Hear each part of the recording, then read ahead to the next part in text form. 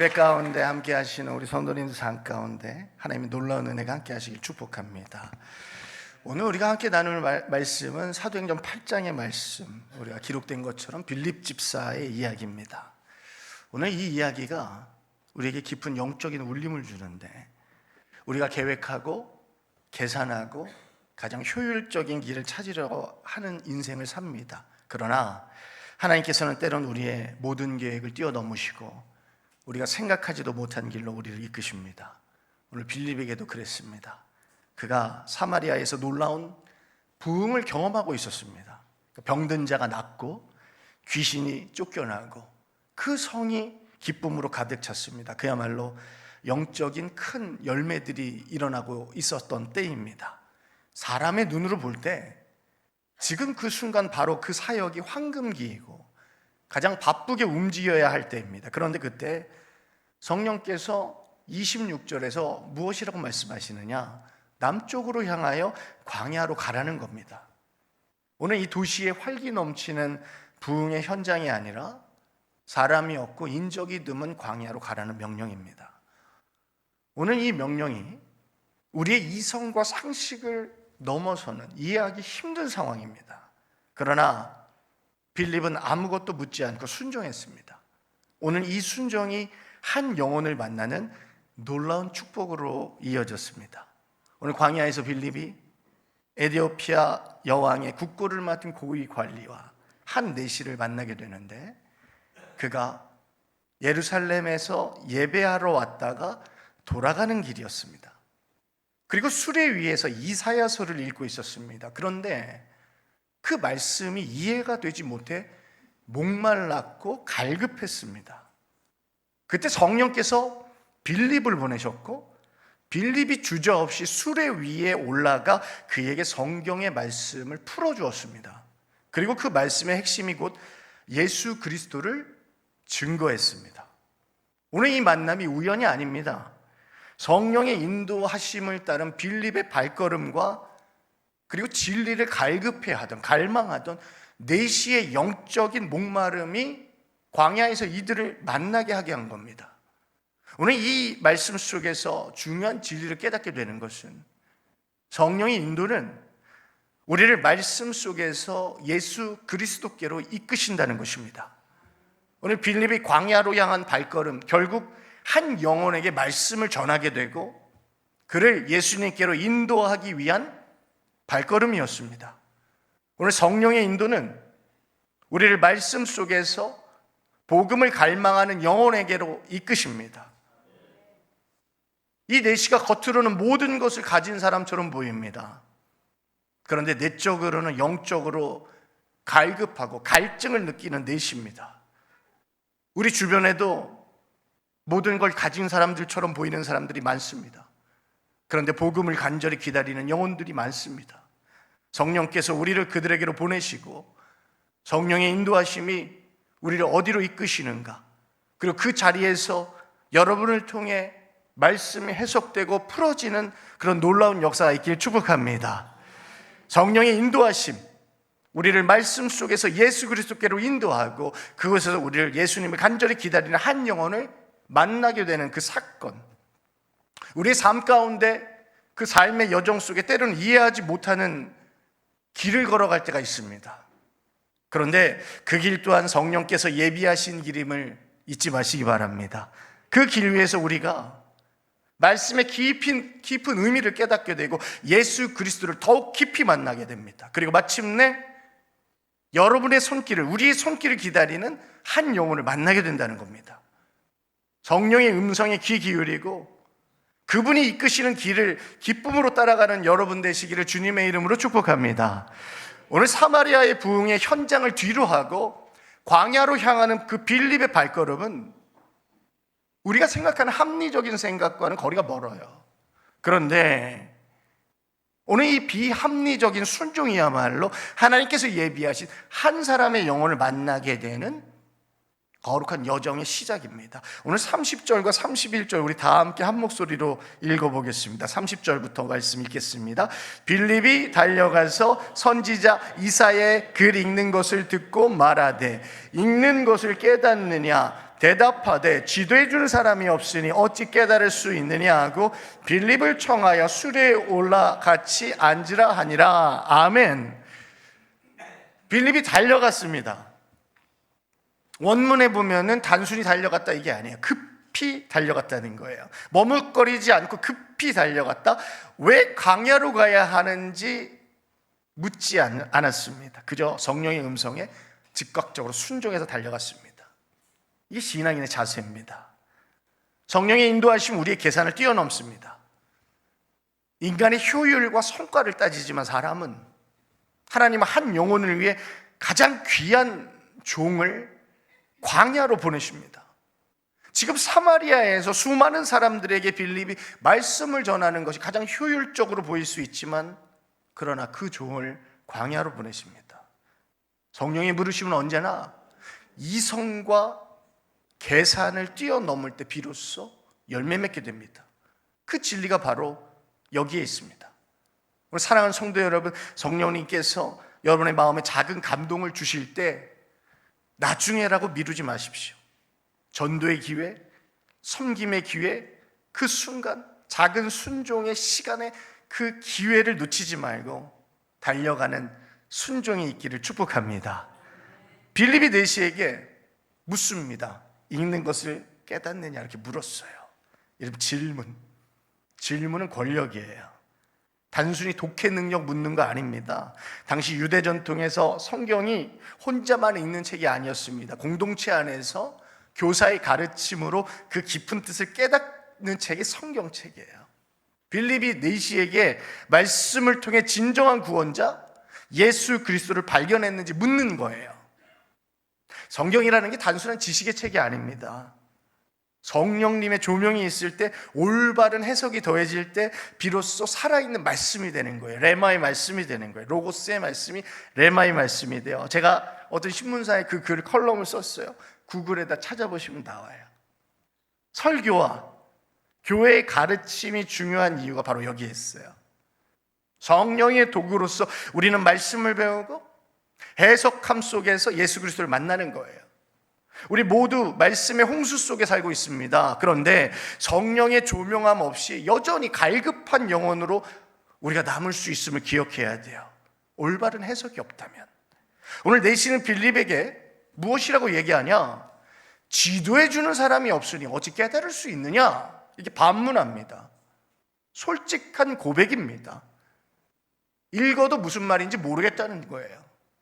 그리고 그를 수레에 올라같이 앉으라 이렇게 청했습니다. 지도해 주다. 단순히 길을 알려주는 게 아니에요. 목적지까지 친절하게 알려준다, 안내해준다, 그런 의미예요. 내시가 바로 그 안내자고 영적 길잡이가 필요했던 겁니다.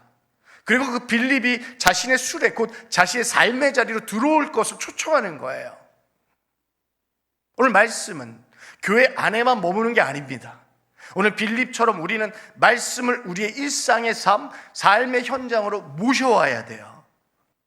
가정에서, 직장에서, 그리고 이웃과의 관계 속에서 말씀과 동행해야 합니다. 그리고 우리 자신 또한 또 다른 누군가에게는 말씀의 안내자가 되어줘야 합니다. 빌립의 순종과 내시의 갈급함이 광야에서 만나는 거예요. 오늘 성령께서 지금도 우리를 여러분 누군가의 곁으로 보내고 계십니다.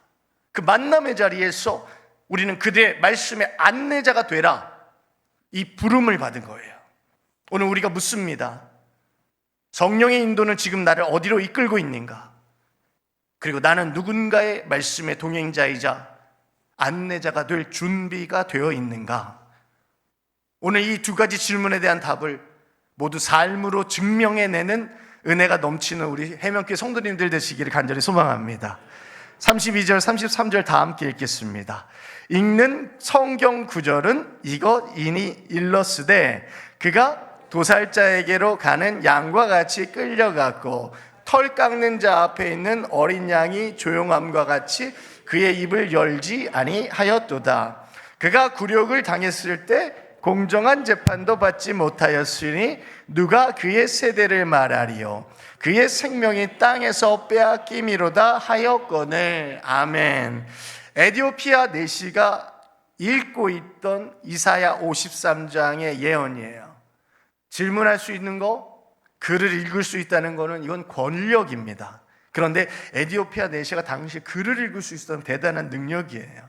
오늘 빌립이 이 말씀이 참된 의미를 내시에게 풀어주었을 때 그 말씀은 단순히 과거의 기록이 아니라 살아있는 예수 그리스도의 이야기로 다가오는 거예요. 여러분, 우리 기록된 말씀, 이 글이라는 것은 마치 미역처럼 말라있는 것처럼 보이지만 그 말씀이 내 안으로 쑥쑥 들어오는 순간 해석되어서 내가 읽고 성령의 조명으로 해석되는 순간 살아있는 말씀이 됩니다. 오늘 내시가 읽고 있던 말씀은 그가 도살자에게로 가는 양과 같이 끌려갔고 그랬습니다. 그렇게 시작이 돼요. 그러니까 양은 단순히 가축이 아니에요. 오늘 이 단어는 유월절 어린 양처럼 희생제물로 바쳐지기 위해 끌려가는 어린 양입니다. 세례 요한이 예수님을 가르쳐 세상 죄를 지고 간 하나님의 어린 양이라고 외쳤던 것처럼 오늘 이 말씀이 예수 그리스도의 십자가가 바로 인류의 죄를 대속하기 위한 구약의 제사의 궁극적인 성취, 완성. 오늘 예수님이 억지로 끌려가신 건 아닙니다.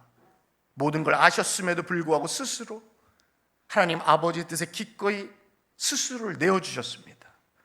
우리 또한 억지 순종이 아니라 자발적이고 기쁜 마음으로 주님을 따라가는, 이것이 바로 십자가를 짊어진 그리스도인의 참된 모습임을 잊지 마시기 바랍니다. 이사야가 계속해서 뭐라고 증언합니까? 털 깎는 자 앞에 있는 어린 양이 조용함같이 그의 입을 열지 아니하였도다. 이 말씀이 예수님이 십자의 고난 앞에서 자신을 변호하지 않으셨다는 거예요. 계속해서 입을 열지 않는다. 이 뜻의 표현은 그 침묵이 무력함이 아닙니다. 하나님에 대한 온전한, 완전한 신뢰에서 비롯된 거예요. 때로는 우리가 억울하고 답답한 상황에서 본능적으로 자신을 변호하려고 싶을 때가 있습니다. 그런데 어떨 때는 진정한 믿음은 어떤 때는 침묵 속에서 하나님의 공의가 나타나기를 기다리는 겁니다. 침묵 속에서 가장 강력한 증언이 나타날 때가 있습니다. 오늘 성령은 우리가 언제 말해야 하고 언제 침묵해야 할지를 분별하게 하십니다. 그리고 내시가 읽던 말씀은 누가 그의 세대를 말하리요 그의 생명이 땅에서 빼앗김이로다, 이렇게 끝납니다. 예수님의 생명은 십자가 위에서 끊어진 것처럼 보였습니다. 그러나 오늘 이 생명의 빼앗긴 사건이 결코 끝이 아니에요. 이 죽음이 새로운 생명, 하나님의 새로운 백성을 낳는 씨앗이 됩니다. 우리의 신앙도 마찬가지입니다. 때론 죽음과 같은 상황에 직면할 수가 있습니다. 그런데 예수 그리스도의 죽음이 새로운 공동체 교회를 낳았듯이 우리의 절망적인 상황 속에서 하나님은 새로운 생명을 창조하십니다. 예수님의 죽음은 끝이 아니라 영원한 생명의 시작입니다. 내시가 읽고 있던 그 이사야서의 모든 말씀은 결국 한 분 예수 그리스도를 가리키는 거예요. 억울한 재판, 침묵의 순종, 죽음의 형장, 이 모든 고난은 십자가의 부활과 십자가의 부활이라는 궁극적인 구원 사역으로 하나가 되는 거예요. 오늘 말씀처럼 항상 예수님께로 모든 말씀을 향하고 있는 거예요. 오늘 우리가 성경도 읽고 묵상도 하고 말씀의 모든 구절 속에는 뭐가 있느냐? 십자가의 희생과 부활의 영광을 발견하고 해석하는 은혜가 있기를 축복합니다. 모든 말씀은 예수 그리스도를 증거하는 것입니다. 이 진리를 굳게 붙잡고 살아가는 여러분 되시길 주님의 이름으로 축복합니다. 오늘 빌립과 에디오피아 내시아의 만남이 말씀의 해석과 성령의 인도하심, 어떻게 맞물려서 한 영혼을 구원으로 이끄는지 감동적으로 보여주는 장면이에요. 그리고 그 장면의 클라이맥스가 곧 내시의 질문으로 이어지는데 34절 다 같이 읽겠습니다. 그 내시가 빌립에게 말하되 청컨대 내가 묻노니 선지자가 이 말한 것이 누구를 가리킴이냐? 자기를 가리킴이냐? 타인을 가리킴이냐? 아멘. 내시가 빌립에게 묻습니다. 질문합니다. 청컨대 내가 묻겠다. 선지자가 이 말한 것이 누구를 가리키는 것입니까? 자기를 가리킵니까? 다른 사람 가리킵니까? 단순한 지적인 호기심이 아니라 이 질문 속에는 진리를 향한 뜨거운 갈망과 갈급함이 있는 거예요. 목마름이 있는 거예요. 그가 성경을 읽지만 그 말씀의 진짜 주인이 누구인지 알지 못해 답답해하는 거예요. 오늘 성경에 네시가 마라데라고 되어 있어요. 레게이라고 되어 있어요. 현재 시제인데 한 번 질문하고 끝낸 게 아니에요. 인생은 끊임없이 질문해야 돼요. 묻는 자세를 가지고 살아야 됩니다. 간절하게 지속적으로 질문했어요. 오늘 한국 사회가 질문을 마치 나쁜 것처럼 여기고 질문을 못하게 하는 사회, 이렇게 어린아이들에게 질문 못하게 하는 사회로 만드는데 그렇지 않아요. 끊임없이 질문을 해야 돼요. 진리를 향해, 내 안에서 그 답을 얻기까지 멈추지 않는 그런 태도가 네시의 태도예요. 이것이 바로 하나님이 기뻐하시는 신앙의 질문, 그리고 신앙의 질문을 통해 신앙은 성장하고 성숙합니다. 질문은 믿음 없는 의심이 아닙니다. 오히려 진리를 향한 갈망의 표현이에요. 오늘 이 말씀의 의미가 무엇일까? 오늘 이 사건이 내 삶과 무슨 상관이 있을까? 믿음과 무슨 상관이 있을까? 예수 그리스도와 무슨 상관이 있을까?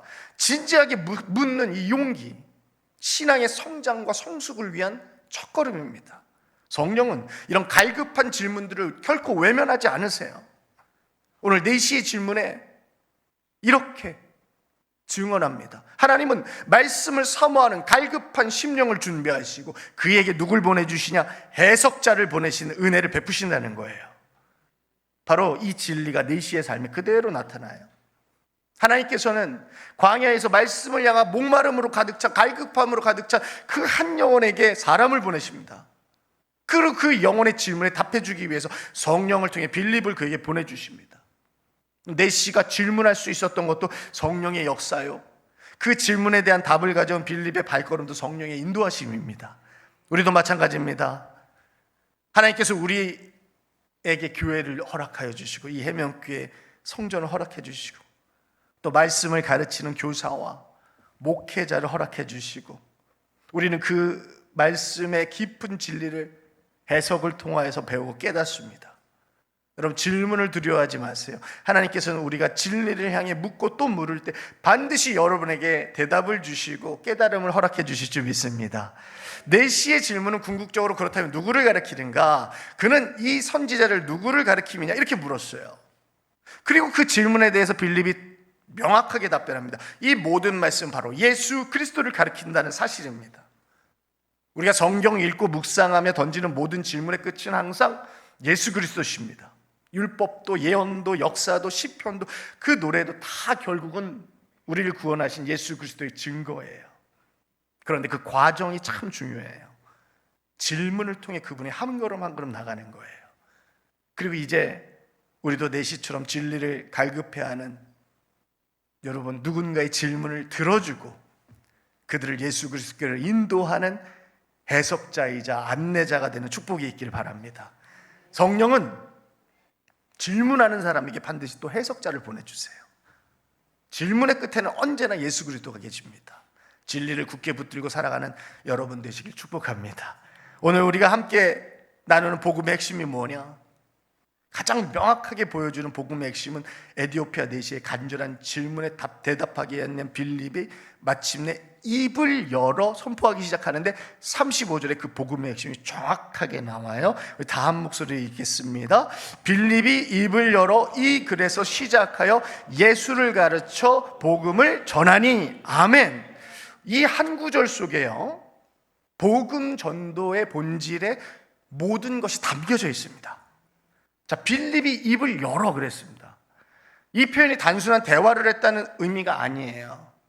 당시 이 표현은 공적이고 엄숙한 선포를 했다는 겁니다. 빌립이 성령의 인도 아래 한 영혼을 구원하기 위해 복음을 선포하겠다, 이 단호한 결단을 했다는 거예요. 그러니까 복음이라는 건 우리 마음속에만 머물러 있는 게 아닙니다. 성령의 감동이 있을 때 우리가 입을 열어 생명의 말씀을 선포해야 합니다. 여러분, 생명의 말씀을 선포하는 그런 축복이, 놀라운 축복이 가득하길 축복합니다. 그리고 어디에서 시작을 해야 되느냐? 그 다음 구절, 이 글에서 시작하여 그랬어요. 여러분의 말씀 그리고 복음 증거의 선포의 근거는 하나님의 말씀, 성경이에요. 빌립은 네시가 읽고 있던 이사야 53장, 바로 그 말씀에서 복음을 시작합니다. 이 복음 전파가 추상적인 교리, 강요된 내용, 그거 아닙니다. 복음은 상대방의 관심, 그의 질문, 그의 삶의 자리에서 출발하는 거예요. 내가 하고 싶은 말 하는 게 아닙니다. 상대방의 삶의 자리에서 시작하는 거예요. 내시의 갈급함이 있는 곳에서 빌립의 복음의 길이 열립니다. 우리 또한 복음을 전할 때 상대방의 마음을 살피고 그가 듣고자 하는 곳에서부터 시작해야 돼요. 그리고 뭘 가르칩니까? 예수를 가르쳐 복음을 전하니. 아멘. 빌립의 모든 메시지가 결국 뭐예요? 예수 그리스도로 종결되고 하나 되는 거예요. 이사야서 53장에 고난받는 종이 단순한 선지자가 아닙니다. 인류를 구원하기 위해서 십자가에서 희생하신 하나님의 아들 예수 그리스도, 그분임을 명확히 증언합니다. 성경은, 모든 성경은 그리스도를 품고 있습니다. 모든 성경의 해석은 예수 그리스도를 품고 있습니다. 바로 진리가 거기에 있습니다. 구약의 모든 예언과 율법, 역사서 모두 예수 그리스도를 향하고 있습니다. 사랑하는 성도 여러분, 우리 신앙의 목적지가 어디입니까? 오직 예수 그리스도입니다. 설교든 성경 공부든 전도든 모든 삶의 중심에는 예수 그리스도의 십자가와 부활이 있어야 됩니다. 오늘 우리도 빌립처럼 성령의 인도를 따라 누군가의 곁으로 나아갈 때 그들의 질문에서 출발하고 그들의 삶의 자리에서 출발하고 예수 그리스도를 담대히 선포하는 은혜가 있기를 축복합니다. 우리의 입을 열어 복음을 전할 때 하나님께서 반드시 새로운 영혼을 구원의 길로 인도하실 줄 믿습니다. 제가 이렇게 길게 살지는 않았지만, 제 살면서 참 많은 사람을 만났지만 굉장히 당황스러운 만남이 한 번 있었습니다. 코로나 팬데믹이 끝난 후에 제가 이제 운동을 당시에 이제 매일매일 수영장을 다녔어요. 근데 수영장에 갔는데 평소처럼 수영하려고 들어갔는데, 우리 수영장 다니신 분들은 다 알겠지만 반드시 샤워를 하고 들어가야 됩니다. 물이 오염되기 때문에. 그런데 샤워를 하는데 갑자기 한 청년이, 제 옆에 있던 청년이 갑자기 저를 붙들더니 막 오열하면서 자기 얘기를 좀 들어줄 수 있겠냐는 거예요. 얼마나 당황스러운 상황이에요? 하나도 뭔가를 잊고 있지 않은 상태고 순간적으로 너무 당황스럽죠. 제가 왜 저러나? 근데 또 제가 이런 말씀을 드리면 또 어떤 분도 이렇게 물어봐요. 또 여자 청년이었냐고. 어떻게 여자 청년이 남자 수영장, 남자 샤워장에 들어갔는데. 아니, 제가 지금 머리 감고 샤워하고 운동하려고 들어가는 그 상황에 전혀 모르는 청년이 저를 붙잡으면서 오열하면서 혹시 자기 얘기를 들어줄 수 있겠냐는데, 그 상황도 너무 황당하고 내가 너무 황당한데 그래도 운동은 해야 되겠다는 생각이 들어서 순간, 그러면 지금은 상황이 그러니 웃으면서 1시간 후에 내가 로비에서 만나도 되겠냐 그랬더니 그 청년이 좋다 그러더라고요. 그래서 제가 1시간 내내 수영장에 들어가서 운동이 되는 게 아니에요. 도대체 이게 무슨 상황인가? 아니, 이단이 나한테 무슨 시도라는 건 아닌가? 아니, 정말 저 청년이 갈급한 청년이라면 대체 왜 날 붙잡았지? 그 옆에도 사람이 있었는데 왜 하필 날 보고 울었을까? 제가 온갖 생각, 5만 가지 생각을 다 하고 운동을 마치고 로비에 나왔더니 청년이 기다리고 있더라고요. 그래서 제가 만나서 카페에 가서 제가 차를 사주고 대화를 하기 시작하고 이야기를 들어주기 시작했습니다. 부모님 사업도 하고 잘 사는 가정이에요. 그런데 어렸을 때부터 받았던 상처, 그리고 답답한 심정, 불과 26살의 청년, 그리고 우울감, 끊임없이 뱉어내는데 단 한마디도 끊지 않고 들었습니다. 저도 말하는 걸 좋아하기 때문에 그거 끊지 않고 듣는다는 게 쉬운 일이 아니에요. 1시간 정도 얘기하는데 제가 다 듣고 나서 제가 물었습니다. 당신은 내가 누군 줄 알고 날 붙잡고 울었냐? 그랬더니 그냥 왠지 이야기를 들어주실 것 같아서요. 내가 이렇게 다 벗고 있는데 제가 목사인지 누구인지 그 청년 몰랐어요, 그 순간. 그리고 제가 조심스럽게 이야기를 꺼냈습니다. 제가 이야기를 다 들어보니까 당신의 마음이 무너져 있는 이유 중 하나가 삶을 붙들어야 할 기준이 없기 때문에 그럴 수 있다. 그리고 그 삶에 대한 이야기, 그리고 인생에 대한 이야기, 그리고 성경에 대한 이야기, 그리고 제가 목사임을 밝혀줬습니다. 왜 성경을 읽어야 하며 우리가 인생의 기준을 어떻게 가져야 하며 말씀 앞에 서는 것이 어떤 것이며 말씀을 읽는다는 것이 무엇이며, 나 또한 절망 가운데 있을 때 목회자이지만 이 말씀을 통해 경험한 회복한 솔직한 이야기, 그럴 때 그 청년이 눈물을 닦으며 조용히 이야기합니다. 저도 그 평안을 갖고 싶다고, 한 번도 교회에 가본 적이 없다고, 그리고 제가 짧게 기도하고 그 청년과 헤어졌습니다. 그 순간 그 청년의 모든 문제가 단번에 해결되지 않았습니다. 해결될 수도 없습니다.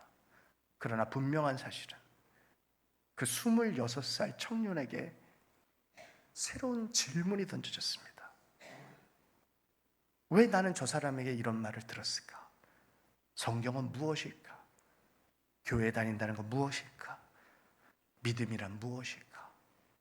그 청년이 한 달 뒤에, 1년 뒤에, 10년 뒤에, 20년 뒤에 복음의 자리, 예배의 자리로 나올지, 언제 나올지 저는 모릅니다.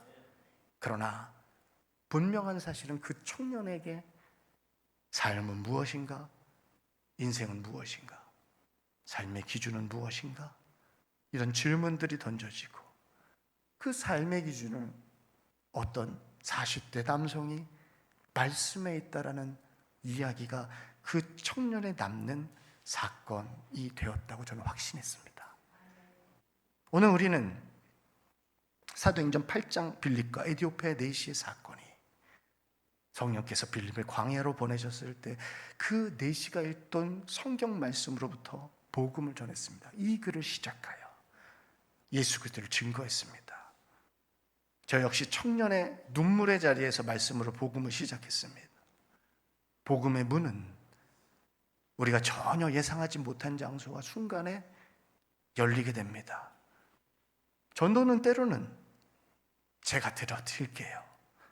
제가 그 자리에 참석하겠습니다. 그 단순한 한마디와 성경이 왜 필요한지 알려주는 대화에서 시작되는 겁니다. 성령께서는 우리의 입술을 열어 누군가의 눈물의 자리에서 복음을 말하게 하십니다. 복음의 문은 우리가 전혀 예상하지 못한 그 순간과 장소에서 열립니다. 빌립이 광야길에서 에디오피아 내시를 만난 것처럼 저 역시 그 황당한 샤워장에서 터진 그 청년의 눈물 앞에서 복음의 대화를 시작하게 될 줄은 상상도 못했습니다.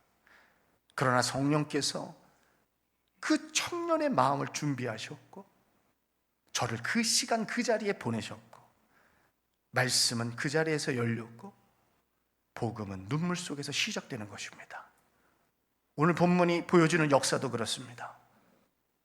빌립은 사마리아의 큰 부흥을 뒤로하고 성령의 인도를 따라 광야로 갔습니다.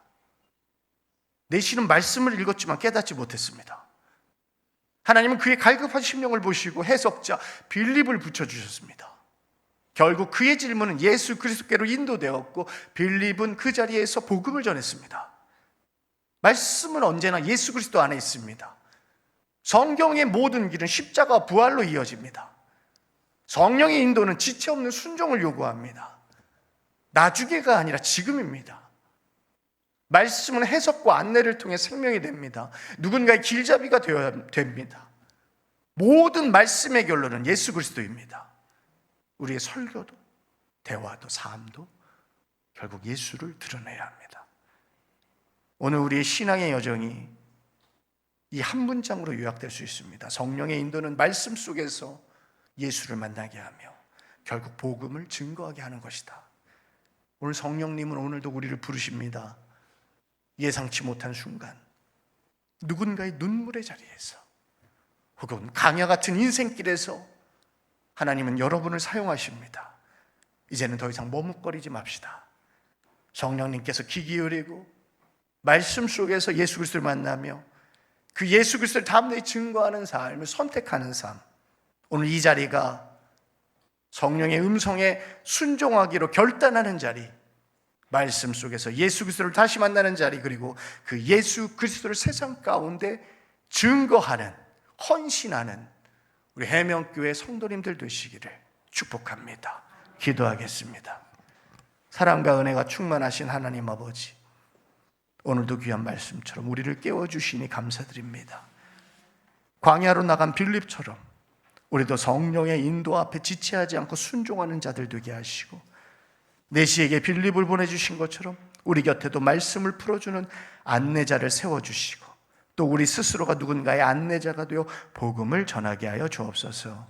주님 말씀은 언제나 예수 그리스도로 하나됨을 믿습니다. 우리의 설교와 전도와 가정과 일상의 대화 속에서 오직 예수님이 드러나게 하여 주옵소서. 오늘 우리의 삶의 현장이 복음의 현장이 되게 하시며, 예상치 못한 순간에도 성령의 인도하심에 민감히 반응하며 말씀 속에서 주님을 만나 담대히 증거하게 하여 주옵소서. 우리의 마음을 새롭게 하시고 입술을 열어 복음을 선포하고 삶으로 예수를 드러내는 증거, 증인자 되게 하여 주옵소서. 이 모든 말씀 우리를 위해 희생제물 되신 어린 양 예수 그리스도 이름으로 기도하옵나이다. 아멘.